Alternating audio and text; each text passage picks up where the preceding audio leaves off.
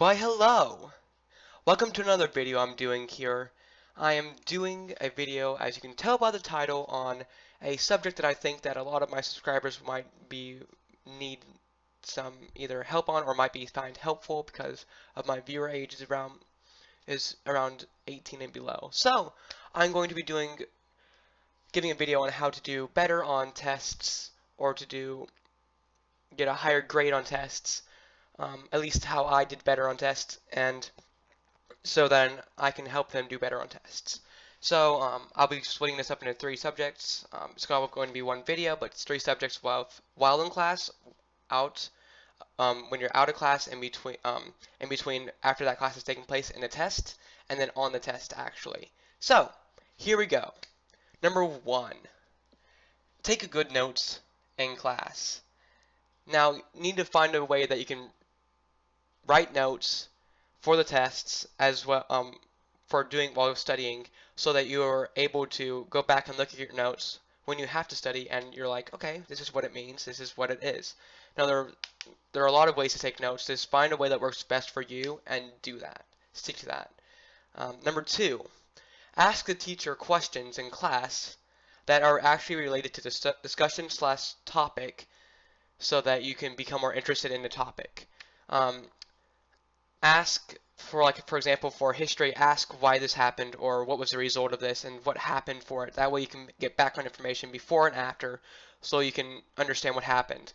For math, ask for a step-by-step approach if you're not understanding how to do an equation, etc., etc.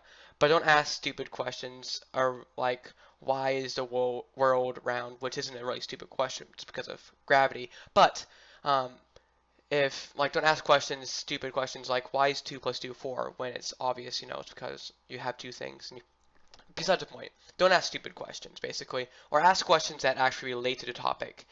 Don't ask questions meant for like a history teacher in science class, like, why is the fan the way it is, or why is it designed the way it is in history? That wouldn't make sense. Number 3, take a personal interest in your education. As a student in school, your job, you don't have a job, but you do have a job. Your job is to be a student, to learn things, to be able to grow in knowledge, so that when you enter the real world and you enter the workplace, if you don't go on to college, that you're able to do skills that are required for you. This means that you have to actually look up background information, look up more and beyond than what was taught in class. That way you can understand it more. The teachers can only do so much for you. If you take your education personally, then you'll have a better education, and you'll also have a better understanding of the basics. So you'll find that you'll do a lot better outside of class, outside of class, before the class, studying. Basically, study the notes that you take in class and do the homework.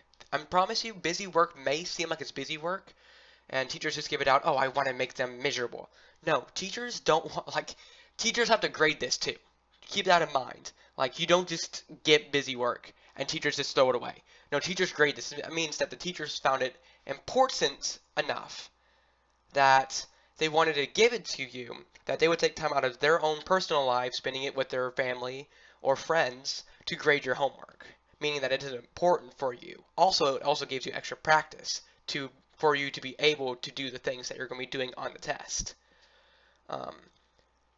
So, you can use items such as Quizlet. If you don't know what it is, I'll leave a link down below. Or flashcards, or stuff like that. Number 5, get a good night's rest before the test. It doesn't matter how well you studied. It doesn't matter how much you studied. If you aren't well rested and you're sleep exhausted and you fall asleep during the test, you'll have a blank test A, you'll have slobber all over the test B, and you're not going to do well in the test. So make sure that you're well rested so you can be in full attentiveness for the test.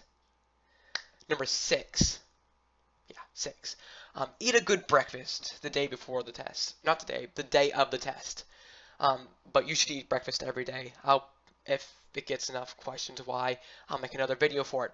But it will help you get your mind running, and also it will also just do a lot of things to help you lose weight and stuff like that, because you won't be as hungry. It'll also, think about it, if you have dinner at 6 o'clock the night before, and then the next meal you have is at lunch at like what, 12 o'clock or 1 o'clock. That's what, 6, 12, that's about 18 hours that you haven't eaten. You're starving yourself. You're not going to do well on a test. Now, number 7, on the day of the actual test, don't stress out. Don't stress out. Don't question yourself. You know this. You've got it.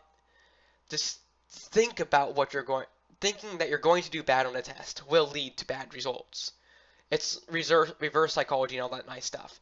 Just think you're going to do well and you'll do better than you expect. Number 8, if you have problems on multiple choice, use process of elimination, or simply put, cross out any answers that you know that are absolutely not true, or cross out answers that are just ridiculously out here. Like, so if you have a math test, so it's like, what's 4 to the 6th power? You have 2, 8, or not, you have 2, 112, 164, and then whatever the actual answer is. So you automatically mark out 2 because, 4 to the 6th power is 4 times 4 times 4 times 4 times 4. I think that's right. Possibly one more, one less. But 4 times 4 is 16, so that means that it can't already be 2. So mark out 2. If you know it's absolutely wrong, just mark it out. If you can, mark out 2 answers, because most of the time there will be 2 ridiculous answers and then 2 competitive answers. That way you'll have a 50-50 chance of getting the right answer if you absolutely don't know what it is. Alright, number 9. 9, yeah. On true and false questions, if you're having problems figuring out the answer for it, look for absolute words such as always or never. These will most likely 90% of the time make the statement false. So like, Billy always wears tennis shoes. Well, Billy doesn't always wear tennis shoes. When he's in bed, does he wear tennis shoes? When he's taking a shower, does he wear tennis shoes? Now, if they had it on it where it says, Billy sometimes wears tennis shoes, that would be true. Or Billy never wears tennis shoes, that would be false, because Billy sometimes wears tennis shoes. That's just an example. And number 10, don't ever, ever, ever leave anything blank. You will automatically miss them. The saying goes, you'll miss 100% of the shots that you don't take. So never leave anything blank. Never. To help prevent doing this, have good time management skills, which are developed by basically don't spending a lot of time on the simple questions like what's 2 plus 2? 4, 6, 8, or 10. Well, no, it's 4. Don't sit there and dwell, well, is it actually 4 or is it actually 8? Mark the answer 4 and move on to the next question, because you never know what you're going to get on the next question. The next question could be like a college algebraic question that you've never seen before, but you're going to need more time on. So spend time appropriate to the type of question you have. Don't do weird things and, spend an hour on one question that should have taken you 6 seconds. Circle questions if you spend, like 5 minutes on a question and you still don't get it. Circle the question, go on to the next question, because most of the time, I know for at least the ACT, the questions get harder as they go. So you want to spend less time at the beginning and more time at the end. So you want to spend an appropriate amount of time for simple questions. Circle questions if you don't know it and go back to it so that you can have it. You never know. Like for a reading exam, you might have the answer spoken to you like in the next question or the question after that. That might help give you insight into that previous question. Again, spending the right amount of time on the right amount of questions is important. And number 11, bonus time. Follow the instructions given on the test. There's always this fun little prank that teachers give out students sometimes, saying, I'm going to give you a test on the first day of school. Make sure that you follow all the instructions and then give it back to me at the end of the class. Now, most of the time, at the very beginning, it'll be simple questions like, draw a circle, draw a square, draw this, what's 2 plus 2? And it'll do all these 30 questions, and at the very top, and then at the very top, and you go back and actually read the instructions, it says, do not write on this test, or think these questions in your head, or at the very top, turn this test in blank. Make sure you read the questions. You're not going to get the question right if you don't get to read the question. Like, which of these is the best answer? Which of these is the worst answer? That'll automatically get you wrong if you do, oh, this is the best answer. it says which of these is the worst answer, and you circle the best answer, that's not the right, well, technically, it would be the best worst answer, but it would not be the right answer. So make sure that you answer it correctly. Now, if this helped you in any way, or if you had any other hints or comments down below, comment down below. If this helped you a lot, or if this didn't help you, or you want me to elaborate on some of the things I talked about, leave a comment down below as well. Like this video if you enjoyed it, subscribe if you're new, and I will see you in next video.